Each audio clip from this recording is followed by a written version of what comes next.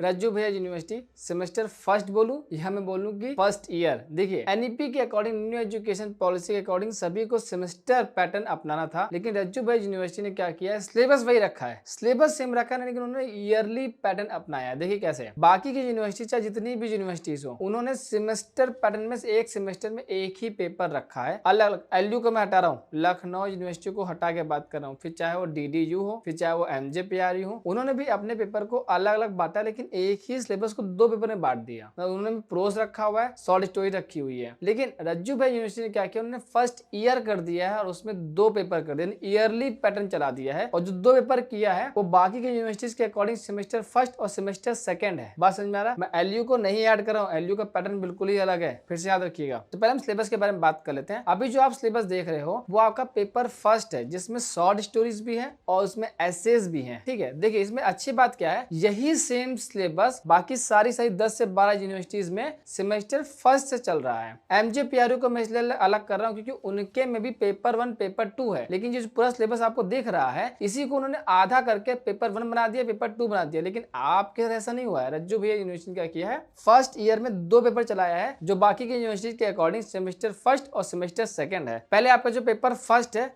इसकी पूरी पूरी ऑल चैप्टर्स के 12 चैप्टर्स की पीडीएफ आपको मिल जाएगी। 12 चैप्टर्स की पीडीएफ, जितने भी आपके चैप्टर्स दिख रहे हैं ना आपके सिलेबस में पूरे, जैसे dream children, the barbers trade union, the last leave, the lament of studies, the sir Roger H profession for women, ये पूरा का पूरा जो है, जो टेक्स्ट है, मैं टेक्स्ट की बात कर रहा हूँ, कोई एनालिसिस की बात नहीं कर रहा हूँ। टेक्स्ट की एक पीडीएफ मिल जाती है, उसका 100 रुपीज चार्ज पड़ रहा है, आप देख पा रहे होंगे 100 रुपीज चार्ज पड़ता है और पूरी पूरी पीडीएफ आपको मिल जाती है, आप उसको प्रिंट आउट करा सकते हैं। पहली हेल्प। दूसरी हेल्प क्या है कि यूट्यूब चैनल पे आपको इसकी लाइन बाय लाइन आपको तन्वी मैम ने पढ़ाया हुआ है, लाइन बाय लाइन। जैसे कि फॉर एग्जाम्पल उन्होंने जो वीडियो भी डाल दी है, जैसे द लास्ट स्लीप बना दी है, जिस टाइम मैं शूट कर रहा हूँ उस टाइम के हिसाब से, मैं क्या जब तक आप देख रहे होंगे कुछ टाइम और बीतेगा, तब तक और भी आ जाएंगी। द लास्ट स्लीप बना दी है, द लेमन बना दी है, बारबस ट्रेड यूनियन बन गया है, और उसके बाद उन्होंने एक और बनाई है, अंडर द बनियान ट्री भी उन्होंने बना दी है, जो कि अलग अलग जगह पे अलग जगह लगी हुई है। तो पहली चीज आप मुझसे ले सकते हैं क्या, टेक्स्ट। जो पेपर फर्स्ट है इसकी मैंने लाइव क्लास ऑफ कर दी है, ठीक। लेकिन जो आपका पेपर सेकंड है उसकी लाइव क्लास ऑन है, क्योंकि वो जो बाकी यूनिवर्सिटीज के क्या है, सेमेस्टर सेकंड है। फिर से ध्यान रखिएगा, सेमेस्टर सेकंड की क्लास बाकी यूनिवर्सिटीज की ऑन है, तो यही वो पेपर है जो आपका पेपर सेकंड बना हुआ है। तो आप पेपर सेकंड की आगे क्लास ले सकते हैं, उसकी फीस आपकी कम हो जाएगी, जो कि सेमेस्टर सेकंड की जो फीस होगी वही फीस आपकी पड़ेगी, ठीक है। लेकिन सेमेस्टर जो आपका पेपर फर्स्ट है वो आप पूरा यूट्यूब से मुझसे पढ़ सकते हैं। जो पेपर सेकंड है उसमें मैं आपकी क्या क्या हेल्प कर सकता हूँ। पेपर सेकंड आपका पोएट्रीज है, forms of poetries, stanza form, poetry devices और सारी जो पोएट्रीज है। पहली चीज पोएट्री जो है लाइव क्लास में लाइन बाय लाइन पढ़ाई जाती है। दूसरी चीज जो फॉर्म्स ऑफ पोएट्री है, इसकी आप इंडिविजुअल पीडीएफ मुझसे व्हाट्सएप पे ले सकते हैं। जो रिसर्च पीडीएफ होती है उसमें पूरा पूरा लिखा होता है आपको क्या क्या पढ़ना है। स्टैंजा फॉर्म्स भी मिल जाएगी, पोएट्री डिवाइसेस भी मिल जाएगी, उसका एटलीस्ट कॉस्ट होता है वो आपको वहां पे कैलकुलेट करके बता दिया जाएगा जब आप मुझे व्हाट्सएप पे मैसेज करेंगे, ठीक है। तो मैंने पूरा आपको सिलेबस बता दिया है। ध्यान रखिएगा स्टूडेंट दो चीजों का। पहली चीज, चाहे वो पेपर फर्स्ट हो और चाहे वो पेपर सेकंड हो, आपको लाइन बाय लाइन ही पढ़ना, because this is NEP, new education policy का है,